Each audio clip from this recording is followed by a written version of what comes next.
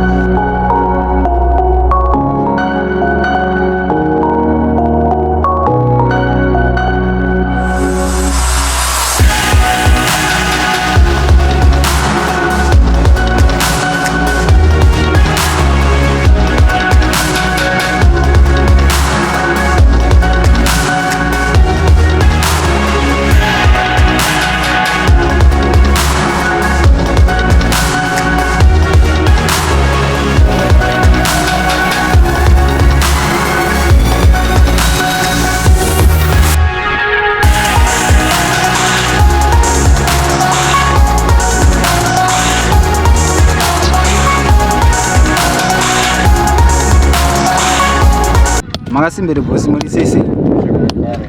Ndiri maweeks. Ndikuona apa muri kutswanya matombo. Matombo aya mune mchimashandisa kuita chia.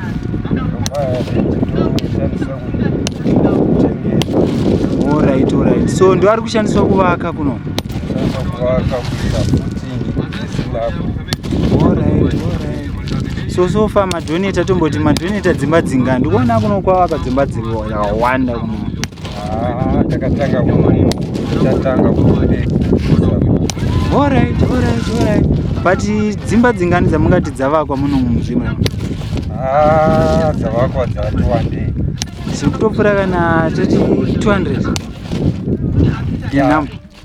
That supply ndisiri ndega. Alright. Wow. Iri hapa maka blasts and ndikara. Alright, iri mashure kwedi. Alright. So tomboti munhu akati ari kuda munoweka sei like macubic munoita zvekuita sei? Toweka nemacubic. Alright. So munotora time ingaita sei kuti munge muchiproduce 12 mabhara? It depends kuti 12 mabhara. 12 mabhara 1 day 2 1 day mogadzira 12 mabhara. Wow, guys, mukuzvinzwa here. Hanzi vanogona kutsonda 12 mabhara in a day. Kana nyama dziri panzvimbo pasina parikugara. Alright. So how long have you been doing this? Ndakutaura kuti tanga 2015. Alright. So tomboti munhu achida kubata anobata panamba zero 0774 927 509. Munoitwa Mr. Makai. Alright, thank you boss. So guys, tantina Mr. Makai panapa paZimre. Muchida munovabata, I think munokwanisa kuona the road. Ndo iri apa iyi road yamukuona.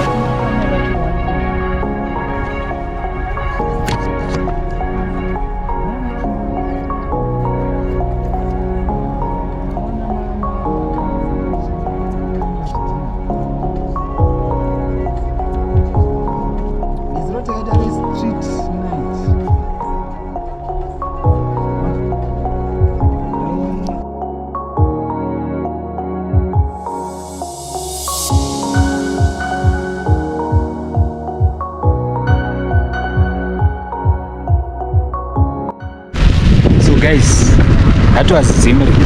I think maona watu wanaruaka. Saka information inini hangu information ndo yandisina. Nekuti kuZimre kunowanikwa mastands ari pamutemo here, but as I can see, I think there are, because the type of format that is being built there ari pamutemo, seems like ari pamutemo. So iwewe kana wakuda stand, kana kuti wakuda say, uchisearcha kuti how do you get a stand in Zimre Park, and it's wise to look for information soon because mastands achanogopera, because vanhu